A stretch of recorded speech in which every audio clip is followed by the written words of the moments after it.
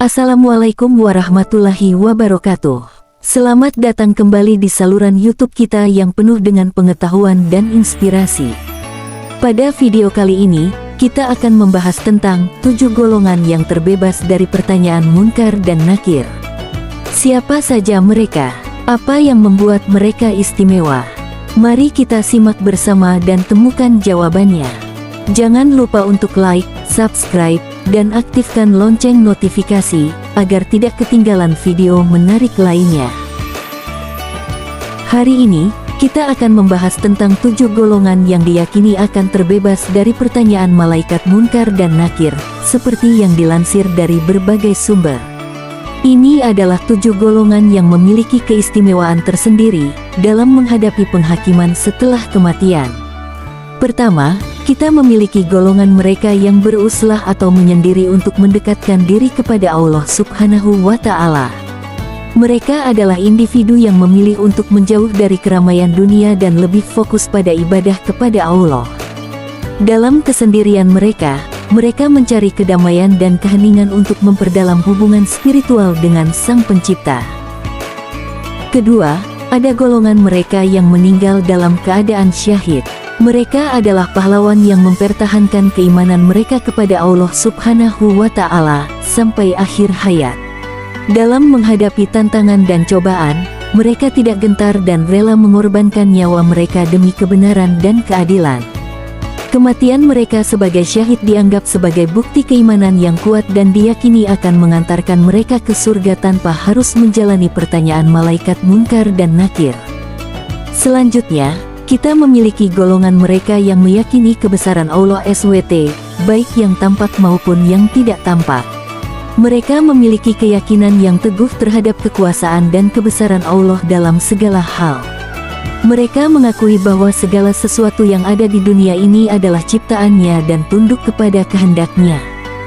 Keyakinan ini memberikan mereka ketenangan dan kepercayaan bahwa Allah akan melindungi mereka dari pertanyaan malaikat munkar dan nakir. Golongan keempat adalah mereka yang rajin membaca surat Al-Mulk setiap malam. Surat Al-Mulk adalah salah satu surat dalam Al-Quran yang memiliki banyak keutamaan. Mereka yang membaca surat ini dengan tekun diyakini akan mendapatkan perlindungan dari Allah Subhanahu wa Ta'ala dan terhindar dari siksa kubur.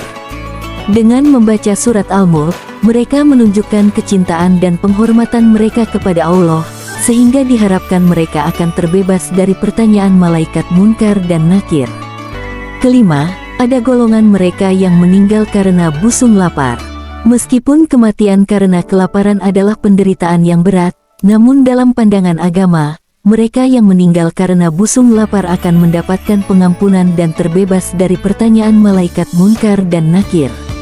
Kematian mereka dianggap sebagai ujian yang berat dan Allah Subhanahu wa Ta'ala memberikan pengampunan kepada mereka.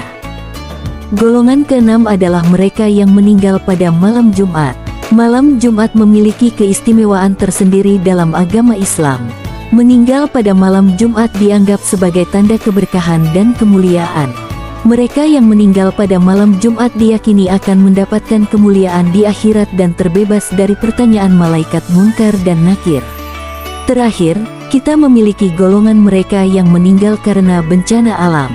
Meskipun kematian karena bencana alam adalah tragedi yang menyakitkan, namun dalam pandangan agama, mereka yang meninggal karena bencana alam akan mendapatkan pengampunan dan terbebas dari pertanyaan malaikat munkar dan nakir.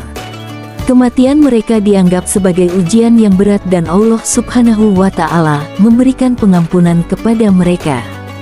Namun, penting untuk diingat bahwa meskipun ada golongan-golongan ini yang diyakini terbebas dari pertanyaan malaikat munkar dan nakir, kita semua tetap harus berusaha menjalani kehidupan yang taat kepada Allah dan berbuat kebaikan. Penghakiman di akhirat adalah proses yang adil dan semua amal perbuatan kita akan dihitung. Oleh karena itu, marilah kita terus berusaha untuk menjadi hamba yang bertakwa dan berbuat kebaikan dalam setiap langkah kehidupan kita.